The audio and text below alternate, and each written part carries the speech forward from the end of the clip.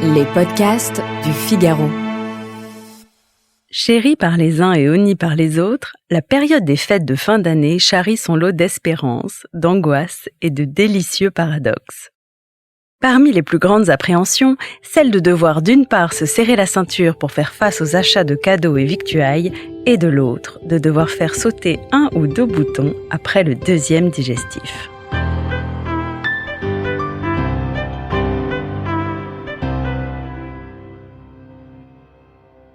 Contrairement à ce que l'on pourrait penser, le vin est un aliment presque comme les autres. J'ai toujours trouvé assez amusant de voir certains obsessionnels connaître la valeur nutritionnelle aux 100 grammes de chacune de leurs assiettes, tout en s'envoyant de gros rouges industriels en accompagnement, ce qui est peu ou prou aussi étonnant que d'opter pour un triple burger et un Coca Zéro. Pour commencer, et au risque de vous décevoir, le vin et l'alcool en général sont bel et bien caloriques. Pire, les diététiciens n'hésitent pas à parler de calories vides, c'est-à-dire sans aucun apport essentiel de nutriments.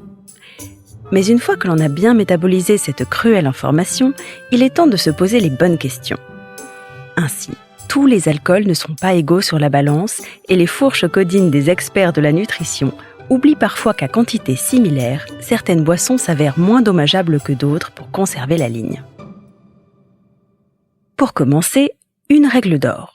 Afin de limiter les excès pendant les repas de fête, mieux vaut éviter de boire en dehors des repas, car les quelques coupes de champagne en apéritif et les 2 verres de chartreuse avant d'ouvrir les cadeaux ne seront pas tout à fait anodins sur le bilan calorique de la journée.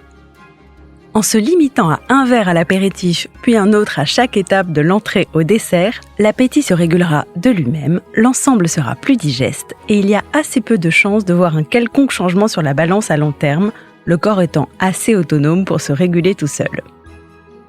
Ensuite, bannir les alcools les plus caloriques. N'en déplaise aux sudistes et amateurs de pétanque, le pastis est celui qui affiche le taux de sucre parmi les plus élevés, avec une moyenne de 270 calories pour 100 ml. On retrouve également dans le peloton de tête la plupart des spiritueux les plus consommés, notamment en cocktail, parmi lesquels le gin, la vodka, le whisky ou encore le rhum. Généralement bu en moindre quantité que le vin, il reste toutefois peu compatible avec le projet d'obtention ou de maintien d'une taille de guêpe. A l'inverse, et contre toute attente, le champagne serait le vin affichant le moins de calories au compteur, du moins pour les plus secs et non dosés, c'est-à-dire sans ajout de liqueur.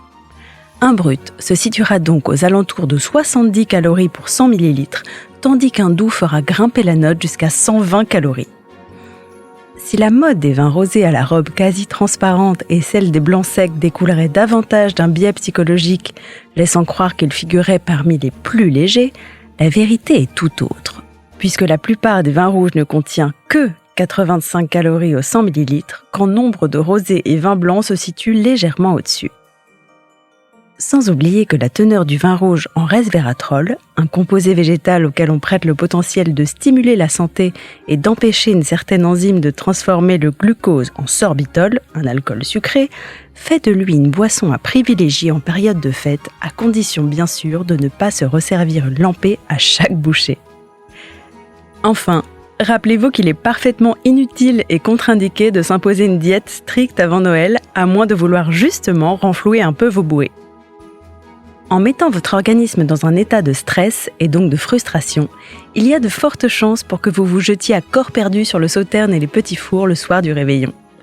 Soit la promesse de lendemain qui déchante et d'obtenir une médaille d'or méritée en matière de yo-yo. Alors ne changez rien, mollo sur l'apéro et oubliez jusqu'en janvier vos doux rêves d'abdos.